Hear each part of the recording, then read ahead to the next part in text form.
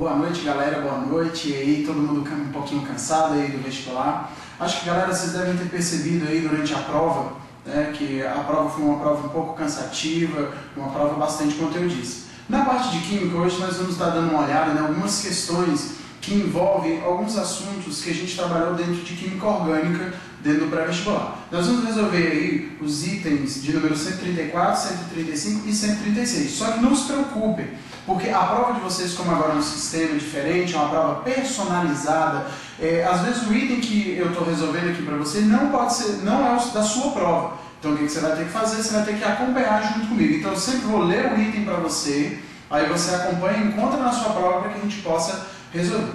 Então o primeiro item diz o seguinte, é o 134. No processo de oxidação da glicose, são rompidas ligações iônicas para a formação de ligações covalentes mais estáveis. Este item aí, como nós podemos observar, é um item errado. Por que este item está errado? Galera, olha só. O processo de oxidação da glicose ele ocorre da seguinte maneira. Você vai ter o oxigênio, esse oxigênio ele vai ter a capacidade de oxidar essa substância em novas substâncias que também terão as mesmas ligações, já que este item está falando que antes da oxidação, a glicose, que é a estrutura que está representada aqui no quadro para vocês, ó, se vocês puderem observar ou acompanhar aí na prova de vocês, ele está afirmando que nessa estrutura da glicose nós vamos encontrar a presença de ligações iônicas, e isso está falso. Por quê? Porque ligações iônicas são ligações que se caracterizam pela doação ou transferência de elétrons, que não é o que está acontecendo aqui. Todas as ligações que nós podemos observar aqui dentro das estruturas são ligações conhecidas como ligações covalentes. O que são ligações covalentes? São ligações que elas estão ligadas diretamente ao compartilhamento de elétrons. Então, o objetivo da oxidação é produzir uma nova substância e não criar ligações químicas mais estáveis. Por isso que o item está errado.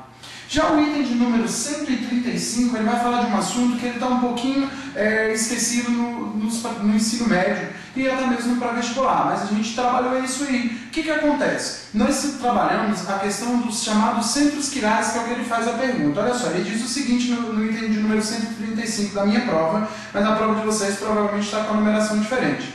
Diz o seguinte, ó, a quantidade de carbonos quirais presentes na molécula de glicose mostrada na figura acima é igual a... Olha, e agora a gente tem que lembrar primeiro o que é uma estrutura ou centros quirais. Segundo a definição, uma estrutura de um centro quiral é um carbono que faça 4 ligações químicas diferentes. Se você lembra bem lá das nossas aulas do pré-vestibular, você vai lembrar que cada extremidade dessa daqui, ó, cada extremidade dessa, nós encontramos a presença de uma estrutura de o quê? De um carbono. O que vai acontecer? Quando nós chegamos a essa estrutura, nós vamos encontrar as seguintes relações. Nós temos um carbono aqui, outro e outro, e assim por diante, numa sequência. Nós vamos ter, numa ordem de numeração, carbono 1, carbono 2, carbono 3, carbono 4, carbono 5 e carbono 6.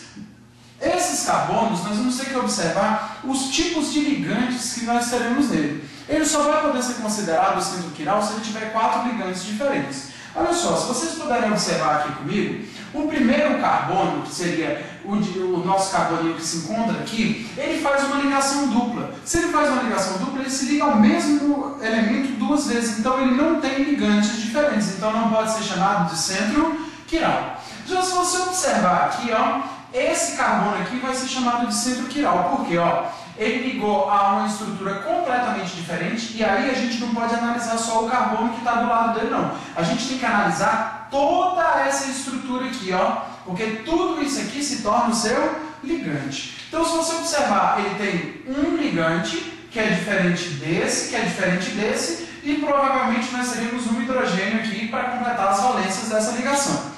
O que acontece, então? Este carbono seria um carbono quiral. Então, conta aí um carbono. Nós temos esse mesmo o caso do carbono que está ao lado dele, que também é quiral, porque ó, toda essa estrutura,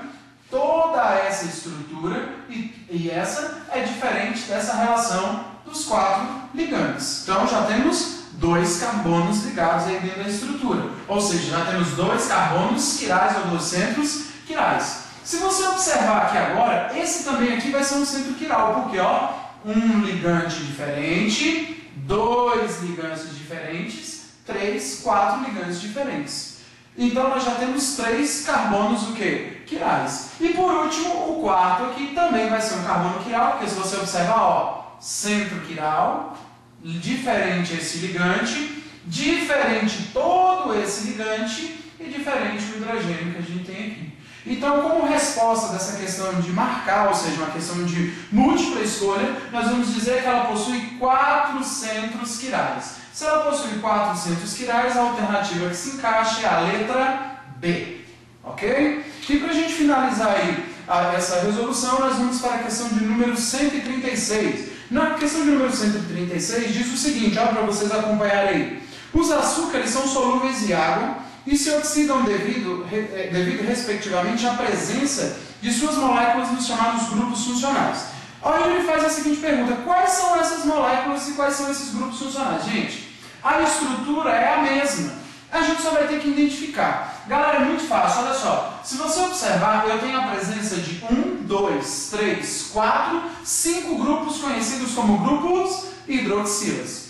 Nós também temos a presença de um outro grupo conhecido como grupo funcional aldeído. Então nós temos um aldeído e nós temos um grupo hidroxila. Logo, uma outra questão, a questão de número 136, nós teremos como resposta correta a letra C. A letra C que diz que a presença do grupo hidroxila dentro da estrutura e o grupo aldeído. Tranquilo, galerinha? Beleza? Tranquilão? Então, olha só, galera. A prova, daqui a pouquinho a gente vai estar divulgando para vocês aí o gabarito com todas as questões comentadas, respostas, tudo direitinho aí para vocês. Beleza? Então, tchauzinho para vocês e até uma próxima oportunidade.